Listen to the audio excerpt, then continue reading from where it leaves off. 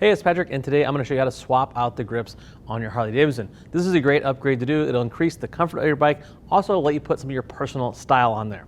Today we're using a 2016 Sportster that has old school style cables. Now if you have a late model bike like a Bagger or an M8 Softail, you probably have an electronic throttle, which means you don't have cables. That's gonna be a much easier install on this side of the bike. All you're gonna have to do is take the switch housing loose, slide your new grip on and off, because you don't have cables, so it makes it a lot easier. The left side of the bike is gonna be very similar to what we're doing today. No matter what Harley you have from 84 and on, this is going to be applicable to you if you wanna switch out your grips.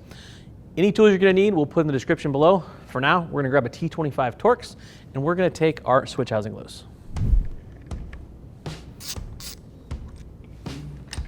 So the next thing we need to do is loosen our throttle cable. It's gonna be a little rubber sleeve. We need to pull down, you'll need a 3/8 wrench. Pull off the lock nut and start to thread those in. You wanna thread them in so there's no thread showing. That's gonna put the most amount of slack in the cable. That's going to allow you to get a pick in here to pick the cable off the grip. On the end of that, there's gonna be a little brass ferrule. Those will fall off, and you don't want that to happen because you need those.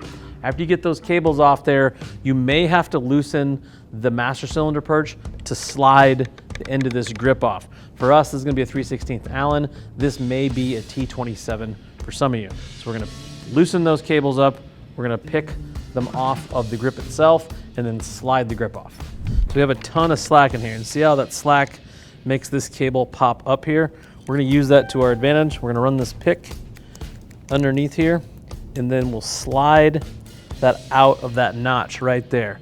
That's that brass ferrule I was talking about that you do not want to lose. It will come off the end of that cable. We're going to pick that one out. If you don't have a pick, you can use a small screwdriver or something like that. But you see how that just came off there? I'm going to set those aside because we're going to need those, and we do not want to lose them. Same thing on the other side. And kind of start the pick down there, or roll the grip around forward. It'll pop off. I'm going to take the ferrule off. Now we need to get this grip off, and it's kind of being held on by the bottom switch housing, which is being held by this master cylinder. I'm gonna loosen it up. You shouldn't need to take it all the way off, just loosen it up should do the trick. That'll allow it to push us down, slide the new grip off. Now we can get our new grip and start the install. So now we can put our new grip on. You wanna make sure this handlebar is clean and doesn't have anything in there that would inhibit the motion. Basically, we're just gonna reverse what we did. We're gonna slide our new grip on, make sure it sits inside of our switch housing. Then we're gonna take those ferrules, put them back on our cables, put them in the grip, and make sure the cable is in the guide on both sides. So we're gonna slide our ferrule on, it'll go through that little groove, and the ball will sit down in that hole. If you can get it started in here, and then get the guide up over the top like that, and then we'll just set it down in there. Once we have those on, we'll tighten up our master cylinder again, put our switch housing top back on with our T25, and get ready to adjust things. So now we need to adjust our throttle cables. So we have a ton of slack in here. We're gonna grab the big nut here, which is the adjuster, on both of these cables and run it out. And basically what we wanna do is adjust these cables until there's no slop in this throttle, like none. So we got a little bit, you can kind of feel, so like on the pull, that'd be this top one here, that'd be the one we adjust. And on the push part, that's the idle cable, that's on this bottom one. So we're just about good. We have pretty much none in there. I'm gonna back it off just a little bit so there's just a tiniest bit of play in there so there's no tension on our throttle body.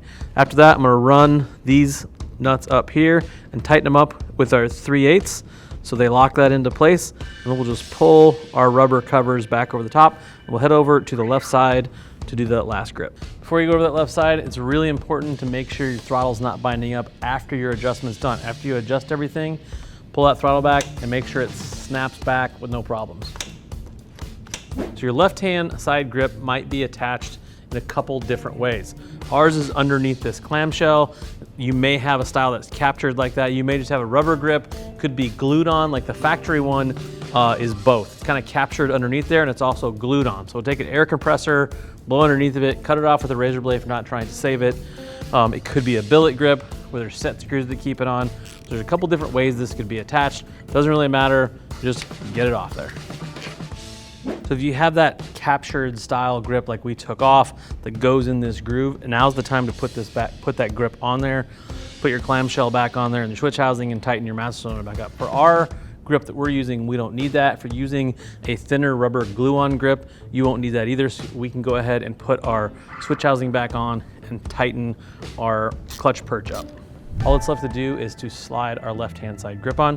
If you're using a glue-on style thin rubber grip, all I would say is make sure the surface is nice and clean, and also don't use too much glue, because what'll tend to happen is it won't dry. It'll just always be kind of gooey in there. So just use a nice thin amount. For us, we're using this ODI lock-on style grip. It comes with a T15 and 2 screws to clamp this thing on. We're just gonna slide it on, tighten up our screws, and we're done.